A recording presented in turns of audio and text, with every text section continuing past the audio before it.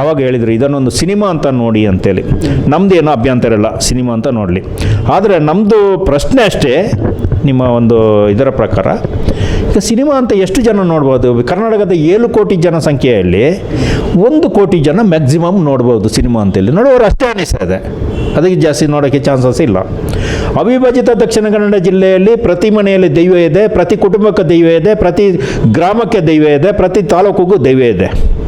ಆ ದೈವವನ್ನು ಇದನ್ನು ಬಗ್ಗೆ ಏನಾದರೂ ಇವರು ಚಿತ್ರೀಕರಣ ಮಾಡಿ ಅದನ್ನು ನೀವು ಸಿನಿಮಾ ಅಂತ ನೋಡಿ ಅಂತ ಹೇಳಿದರೆ ಅಲ್ಲಿಯ ಒಂದು 40% 50% ಜನ ಸಿನಿಮಾ ಅಂತ ನೋಡ್ತಾರೆ. ಬಾಕಿಯವರ ಕತೆ ಹೇಗೆ ಎಂಬುದಲ್ಲೂ ಪ್ರಶ್ನೆ ಉದ್ಭವ ಆಗುತ್ತೆ.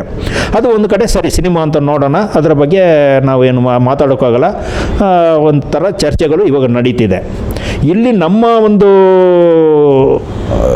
ವಿರೋಧ ಏನಂದರೆ, ಆ ಸಿನಿಮಾ ಅಂತ ನೋಡಿದವರು ಆ ಸಿನಿಮಾವನ್ನು ಒಳಗಡೆ ಥಿಯೇಟ್ರ್ ಒಳಗಡೆ ಒಂದು ಕಡಲೆಪುರಿ ಇದನ್ನು ಒಂದು ಮಗು ಇಲ್ಲಾಂದರೆ ಒಂದು ಪಾಪ್ಕಾರ್ನ್ ಏನು ಅಂತಾರಲ್ಲ, ನಮಗೇನಾದರೂ ಶಬ್ದಗಳೆಲ್ಲ ಬರೋಲ್ಲ, ನಾವೇನು ಅಂತ ಇದೂ ಅಲ್ಲ.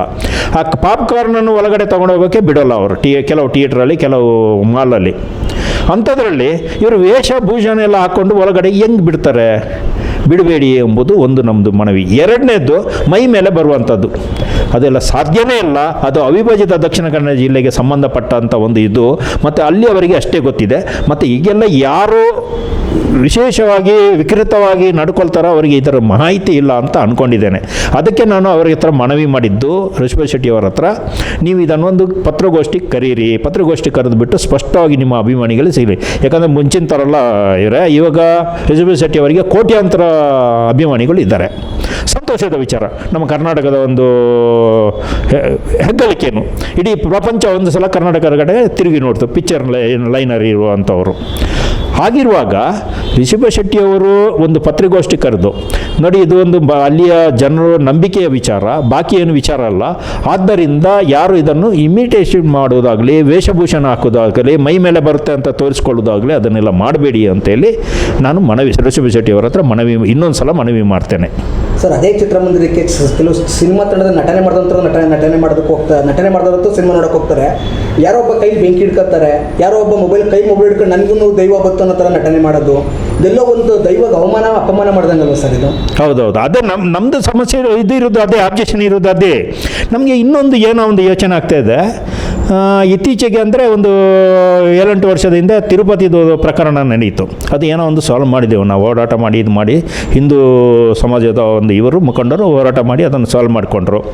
ಆಮೇಲೆ ಶಬರಿಮಲೆಯಲ್ಲಿ ಶುರುವಾಯಿತು, ಅದನ್ನು ಏನೋ ಒಂದು ಕಡೆಗೆ ಹತ್ತಿಕ್ಕೆ ಆಯಿತು. ಆಮೇಲೆ ಈಗ ಇತ್ತೀಚೆಗೆ ಧರ್ಮಸ್ಥಳದಲ್ಲಿ ಶುರುವಾಗಿದೆ.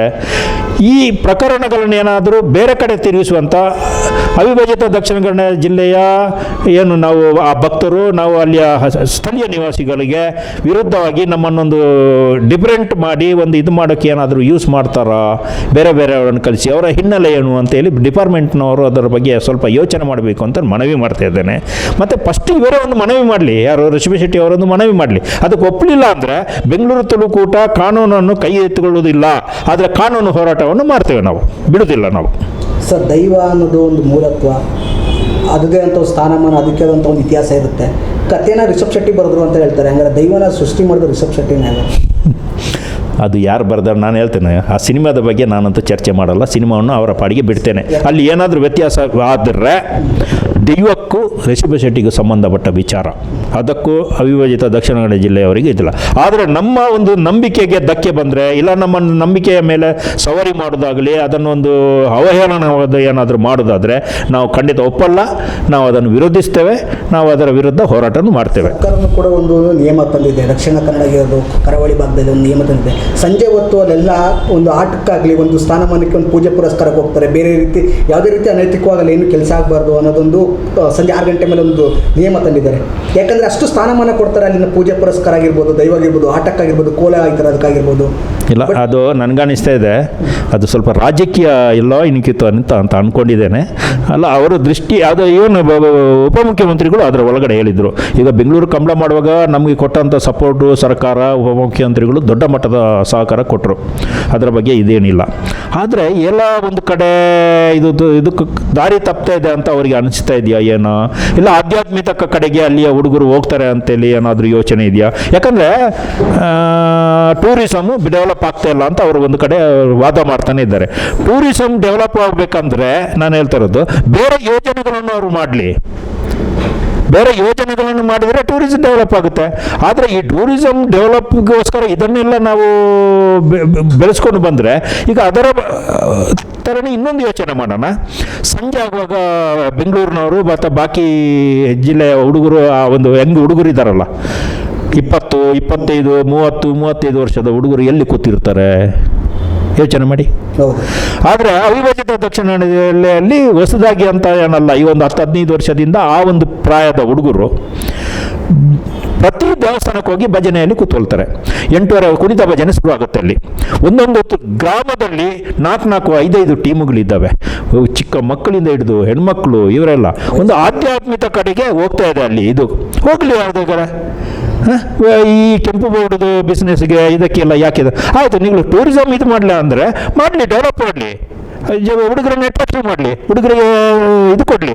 ನಮ್ಮ ಕಷ್ಟವನ್ನು ನಾವಿರಬೇಕು. ನಾವು ಅಲ್ಲಿ ಇಷ್ಟು ದೊಡ್ಡ ಮಟ್ಟಕ್ಕೆ ಇದು ಮಾಡಬೇಕಂದ್ರೆ ನಾಚಿಕೆ ಇಲ್ಲದೆ ನಾನು ಹೇಳ್ತಾ ಇದ್ದೇನೆ. ಗ್ಲಾಸ್ ತೊಳೆಯೋಕ್ಕೆ ನಾವು ಬಾಂಬೆಗೆ ಹೋಗಿದ್ದೇವೆ, ಕೆನಡಾಕ್ಕೆ ಹೋಗಿದ್ದೇವೆ, ಅಮೆರಿಕಕ್ಕೆ ಹೋಗಿದ್ದೇವೆ. ಅಲ್ಲಿ ಗ್ಲಾಸ್ ತೊಳೆದು 4 ಕಾಸು ಮಾಡಿಕೊಂಡು ನಾವು ಪ್ರಪಂಚದಲ್ಲಿ ಒಂದು ಇದು ಮಾಡಿದ್ದೇವೆ. ನಾವು ಬ್ಯಾಂಕಿಂಗನ್ನು ಕೊಟ್ಟಿದ್ದೇವೆ. ಹೈಯೆಸ್ಟ್ ಟ್ಯಾಕ್ಸ್ ಕಟ್ಟುವಂಥ ಜಿಲ್ಲೆಗಳು ಯಾವುದಿದೆ ಅಂದರೆ ಅವಿಭಜಿತ ದಕ್ಷಿಣ ಕನ್ನಡ ಜಿಲ್ಲೆ. ಆದ್ದರಿಂದ ಇದನ್ನು ಸರ್ಕಾರನೂ ಸ್ವಲ್ಪ ಮತ್ತು ಪೊಲೀಸ್ ಡಿಪಾರ್ಟ್ಮೆಂಟ್ ವಿಶೇಷವಾಗಿ ಇದರ ಬಗ್ಗೆ ಯೋಚನೆ ಮಾಡಬೇಕು. ಈಗೆಲ್ಲ ಆಗ್ತಾ ಇದೆಲ್ಲ, ಇದೆಲ್ಲ ದೊಡ್ಡ ಮಟ್ಟದಲ್ಲಿ ನಡೀತಿದೆಯಲ್ಲ, ಅದನ್ನು ಯಾರಾದರೂ ಬೆಂಬಲಿಸಿಬಿಟ್ಟು ಅಲ್ಲಿ ಏನಾದರೂ ಅಲ್ಲಿ ಅವರ ನಂಬಿಕೆಗೆ ಒಂದು ಅದು ಚುತ್ತಿ ಬರುವಂಥ ಏನಾದರೂ ಕಾರ್ಯಗಳು ನಡೀತಿದೆಯಾ ಎಂಬುದನ್ನು ಈ ಸಂದರ್ಭದಲ್ಲಿ ನಾನು ನಿಮ್ಮ ಮೀಡಿಯಾದ ಮುಖಾಂತರ ನಾನು ಮನವಿ ಮಾಡ್ತೇನೆ. ಇಲ್ಲ, ದೈವವನ್ನು ತೋರಿಸೋಕ್ಕೆ ಅವರ ಕೈಯಲ್ಲಿ ಸಾಧ್ಯವೂ ಇಲ್ಲ, ಅದು ಇದನ್ನು ಆಗಲ್ಲ. ಮತ್ತು ಅವ್ರದ್ದು ಏನು ಹುಚ್ಚಾಟಗಳೆಲ್ಲ ನಡೆಯೋಕ್ಕೂ ಸಾಧ್ಯವೂ ಇಲ್ಲ. ಯಾಕೆ ಮುಂಚೆಲ್ಲ ಪ್ರಯತ್ನ ಪಟ್ಟರಲ್ಲ ಬೆಂಗಳೂರಿಗೆ ದೈವವನ್ನು ತಗೊಂಡು, ಯಾಕೆ ಫೈಲ್ ಆದರು? ಯಾಕೆ ಅವರಿಗೆ ಸಮಸ್ಯೆ ಪ್ರಾರಂಭ ಆಯಿತು? ಯಾಕೆ ನಿಲ್ಲಿಸಿದ್ರು? ಅದೇ ಥರ ಮೈಸೂರು ತೊಗೊಂಡೋದ್ರು, ಯಾಕೆ ಸಮಸ್ಯೆ ಆಯಿತು? ಅದೇ ಥರ ದೊಡ್ಡಬಳ್ಳಾಪುರದಲ್ಲಿ ಪ್ರಯತ್ನ ಪಟ್ಟರು, ಯಾಕೆ ಫೈಲ್ ಆದರು ಅವರು? ಅದನ್ನೆಲ್ಲ ಯೋಚನೆ ಮಾಡಬೇಕು ಅವರು. ಮತ್ತು ಅವಿಭಜಿತ ದಕ್ಷಿಣ ಕನ್ನಡ ಜಿಲ್ಲೆಯಲ್ಲಿ ಕೆಲವು ದೈವಗಳು, 1001 ದೈವಗಳು ಇದ್ದಾವೆ ಅಂತ ಹೇಳ್ತಾರೆ. ಅದರಲ್ಲಿ ಕೆಲವು ದೈವಗಳನ್ನು ಅಲ್ಲಿ ಇಲ್ಲಿ ತಗೊಂಡು ಹೋಗೋದು, ಇದು ಮಾಡೋದು, ಒಂದು ಸ್ವಲ್ಪ ಇದು ಆಗೋದು ಮಾಡಿದ್ದಾರೆ. ಆದರೆ ಆಲ್ಮೋಸ್ಟ್ ಎಲ್ಲಿ ಮುಖ್ಯವಾದ ದೈವಸ್ಥಾನಗಳಲ್ಲಿ ದೊಂದಿಯಲ್ಲಿ ಮತ್ತು ದೀಪದಲ್ಲಿ ನಡೆಸ್ತಾ ಇದ್ದಾರೆ. ಯಾರು ಅದು ಲೈಟನ್ನು ಹಾಕೋಕೆ ಹೋಗಲ್ಲ. ಕೆಲವು ಕಡೆ ಚಿತ್ರೀಕರಣ ನಡೀತಿದೆ. ಆದರೆ ಅವಿಭಜಿತ ದಕ್ಷಿಣ ಕನ್ನಡ ಜಿಲ್ಲೆಯ ಯಾವುದೇ ದೈವವನ್ನು ಘಟ್ಟದ ಮೇಲೆ ತಗೊಂಡು ಹೋಗಬಾರ್ದು ಅಂತ ಇದೆ. ಅದು ಅಲ್ಲಿ ಹೋಗುವ ಪದ್ಧತಿ ಇಲ್ಲ ಮತ್ತು ಅವರು ಒಪ್ಪೋದು ಇಲ್ಲ. ಒಂದು 2 ಸಲ 3 ಸಲ ಹೋಗಿ ಅಲ್ಲಿ ಕಟ್ಟಿದಂಥ ಇವರಿದ್ದಾರಲ್ಲ, ನರ್ತಕರು, ದೈವ ನರ್ತಕರಿಗೆ ನಾವೆಲ್ಲ ಪ್ರಶ್ನೆ ಮಾಡಿದ್ದೆವು, ಈ ಥರ ಎಲ್ಲ ತಪ್ಪಾಯಿತು ಅಂತ ಹೇಳಿ ಹೇಳ್ಬಿಟ್ಟು, ಸರಿ ಆಗಿಲ್ಲ ಅದು ನಾವು ಮಾಡಿದ್ದು, ಇನ್ನು ಮುಂದೆ ಮಾಡೋಲ್ಲ ಅಂತ ಒಪ್ಕೊಂಡಿದ್ದಾರೆ. ಆದರೆ ಇದನ್ನೆಲ್ಲ ಯೋಚನೆ ಮಾಡಬೇಕು. ಮತ್ತು ಸಿನಿಮಾಕ್ಕೂ ಋಷಭ ಶೆಟ್ಟಿಗೂ ಸಂಬಂಧಪಟ್ಟ ವಿಚಾರ ದೈವದ ಮೇಲೇ ಬಿಟ್ಬಿಡ್ತೇನೆ ನಾನಂತೂ, ವೈಯಕ್ತಿಕವಾಗಿ ಹೇಳ್ತೇನೆ.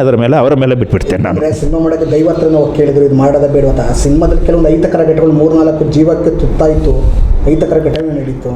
ಅಲ್ಲ, ನಾನು ಅದನ್ನೇ ಹೇಳ್ತಾ ಇರೋದು. ಯಾವ ದೈವ ಹತ್ರ ಕೇಳಿದ್ರು? ಈಗ ಧರ್ಮಸ್ಥಳ ವೀರೇಂದ್ರ ಹೆಗ್ಗಡೆ ಅಂತ ಕೇಳಿದರೆ ಹೌದು ಅನ್ಬೇಕು ಅದಕ್ಕೆ. ಇಲ್ಲ ಅಂದರೆ ಒಂದಷ್ಟು ಇದರದ್ದು ತಜ್ಞರು ಇದ್ದಾರೆ, ಅದರ ಬಗ್ಗೆ ರಿಸರ್ಚ್ ಮಾಡಿದವರು, ಅದರ ಬಗ್ಗೆ ಒಂದು ಇದು ಮಾಡಿದವರು, ಅದರ ಬಗ್ಗೆ ಒಂದಷ್ಟು ಬುಕ್ಕುಗಳು ಬರೆದವರು, ಒಂದಷ್ಟು ತಜ್ಞರು ಇದ್ದಾರೆ. ಅವರ ಹತ್ರ ಒಂದು ಚರ್ಚೆ ಮಾಡಿದರೆ ಇದನ್ನೆಲ್ಲ ನಾವು ಮಾಡಿದ್ದೇವೆ ಮತ್ತು ವೀರೇಂದ್ರ ಹೆಗ್ಗಡೆ ಅವರಿಗೆ ನಾವು ತಿಳಿಸಿದ್ದೇವೆ ಅಂತ ಅವರು ಹೇಳಿದ್ದಾರೆ.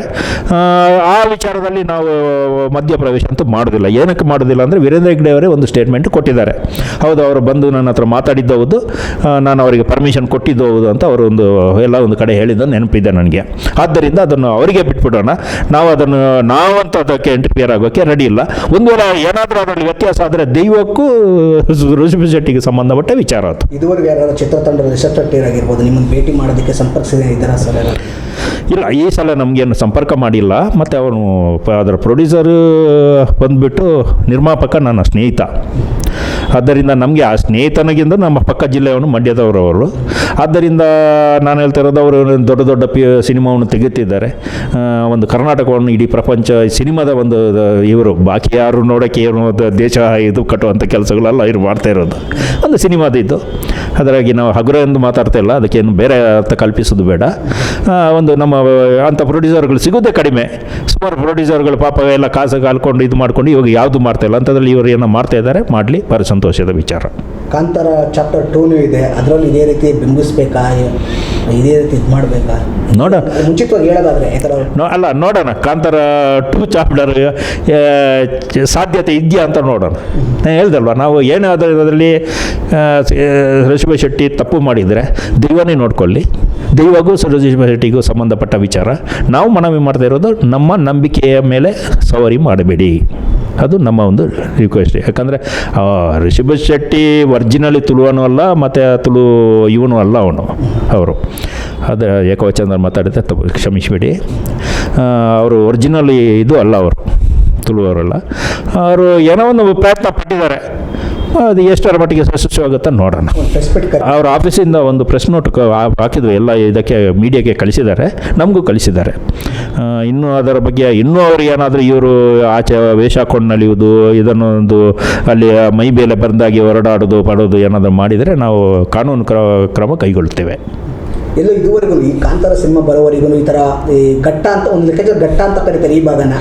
ಹೌದು, ಘಟ್ಟ ಅಂದರೆ ಮೇಲ್ಗಡೆ ಅಂತೇಳಿ ಘಟ್ಟ ಅನ್ನೋ ಭಾಗ ಬಂದಿರಲಿಲ್ಲ, ಇವರು ಬರ್ಸ್ಬಿಟ್ರು. ಇಲ್ಲ, ನಾನು ಹೇಳ್ತಾ ಇರೋದಲ್ಲ, ಅದು ನಮ್ಮ ಯಾವುದೇ ದೈವಗಳು ಘಟ್ಟ ಹತ್ತಬಾರ್ದು ಅಂತಲೇ ಇದೆ. ಘಟ್ಟದಿಂದ ಇಳಿದದ್ದು ಅಂದರೆ ಅದು ಘಟ್ಟ ಅಂದರೆ ಕಾಡೂರಿನಿಂದ ಆ ಘಟ್ಟ ದಾಟಿ ಮೇಲೆ ಹೋಗುವಂಥ ನಿರ್ದೇಶನ ಇದೆಲ್ಲ, ಅದು ಪ್ರಯತ್ನ ಕೆಲವು ಪಟ್ಟರು, ಅದು ಫೈಲ್ ಆದರು. ಆದ್ದರಿಂದ ಇನ್ನು ಇದು ಇಲ್ಲ. ಮತ್ತು ಅದು ಅದೇ ಇವ್ರ ಮೈ ಮೇಲೆ ಬರ್ತಾ ಇದೆಲ್ಲ ಬರೋದಕ್ಕೆ ಸಾಧ್ಯನೇ ಇಲ್ಲ. ಅವ್ರನ್ನ ನನ್ನ ಹತ್ರ ಕರ್ಕೊಂಬನ್ನಿ, ಅವ್ನು ಎಲ್ಲಿ ಮೈ ಬಂದಿಂದ ನಾನು ನೋಡ್ತೇನೆ. ಅವನಿಗೆ ಥಿಯೇಟ್ರ್ಗಳಲ್ಲಿ ನೋಡ್ತಾ ಇದ್ದೀವಿ ನಾವು, ನನಗೂ ದೈವ ಬತ್ತು ಅನ್ನೋ ವೇಷಭೂಷ, ಅದೇ ಥರ ವೇಷಭೂಷಣ ಹಾಕೊಂಡು ಕುಣಿತಾ ಇರೋದು. ಯಾಕಂದ್ರೆ ನಮಗೂ ಬೇಜಾರಾಗುತ್ತೆ.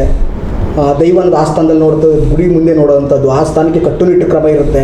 ಬಟ್ ಇವ್ರು ಎಲ್ಲೆಲ್ಲ ಇಲ್ಲದ ಬಂದು ವೇಷಭೂಷಣ ಹಾಕೋದು, ಅದೇ ಅದರ ಬಗ್ಗೆನೇ ನಾನು ನಮ್ಮದು ಇದು ಇರೋದು ವಿರೋಧ. ಬಾಕಿ ಯಾವುದರ ಬಗ್ಗೆ ನಮ್ಮ ವಿರೋಧ ಏನಿಲ್ಲ. ವೇಷಭೂಷಣ ಮತ್ತು ಹೇಳ್ತಾರಲ್ಲ, ರಿಷಭ ಶೆಟ್ಟಿ ವೇಷಭೂಷಣ ಹಾಕ್ಬಾರ್ದಂತೆ, ನಾವು ಯಾಕೆ ಹಾಕ್ಬಾರ್ದು ಅಂತೇಳಿ. ಹಾಗಾದರೆ ಇನ್ನೊಂದು ಯಾವುದೋ ಒಂದು ಇದು ಪಿಕ್ಚರ್ ಬರುತ್ತೆ, ಅದರಲ್ಲಿ ಆ ಥರ ವೇಷಭೂಷಣ ಹಾಕ್ಕೊಂಡು ಹೋಗೋಕ್ಕೆ ಇವರು ರೆಡಿ ಇದ್ದಾರಾ? ಅದು ನಮ್ಮ ಒಂದು ನಂಬಿಕೆಯ ಒಂದು ವಿಚಾರ. ಆದರೆ ನಮ್ಮ ನಂಬಿಕೆ ಮೇಲೆ ಇವರು ದಾಳಿ ಮಾಡಬಾರ್ದು ಅಂತೇಳಿ ನಮ್ಮ ಹೋರಾಟ. ಒಂದು ವೇಳೆ ಇನ್ನೂ ಮುಂದುವರಿದರೆ ನಾವು ಕಾನೂನು ಹೋರಾಟವನ್ನು ಮುಂದುವರಿಸ್ತೇವೆ. ಅಂತರ ಸಿನಿಮಾದಾಗಿರ್ಬೋದು, ಮುಂಬರುವ ಸಿನಿಮಾಗಳು ಇದೇ ರೀತಿ ಮಾಡಿದ್ರೆ ನೀವೇನು ಮಾಡ್ತೀರಾ, ಏನಿಲ್ಲ ಎಚ್ಚರಿಕೆ ಕೊಡ್ತೀರಾ ನೀವು? ಇಲ್ಲ, ನಾವು ದೈವದ ಮೇಲೆ ನಂಬಿದವರು. ನಮ್ಮ ಕುಟುಂಬದಲ್ಲಿ ನಮ್ದು ಏನೇ ಸಮಸ್ಯೆ ಇದ್ದರೂ ದೈವಕ್ಕೆ ಕೇಳಿಕೊಳ್ಳುವವರು. ಇದನ್ನು ನಾವು ದೈವಕ್ಕೆ ಕೇಳ್ಕೊಳ್ತೇವೆ. ಆದರೆ ಈ ಥರ ವೇಷಭೂಷಣಗಳು ಇದೆಲ್ಲ ಹಾಕಿದರೆ ನಾವು ಕಾನೂನು ಕ್ರಮವನ್ನು ಕೈಗೊಳ್ತೇವೆ. Okay, thank you. ನಮಸ್ತೆ. ಹೆಚ್ಚಿನ ವಿಡಿಯೋಗಳಿಗೆ ಪ್ರತಿಧ್ವನಿ ಯೂಟ್ಯೂಬ್ ಚಾನೆಲ್ ಸಬ್ಸ್ಕ್ರೈಬ್ ಮಾಡಿ, ಬೆಲ್ ಐಕಾನ್ ಕ್ಲಿಕ್ ಮಾಡಿ.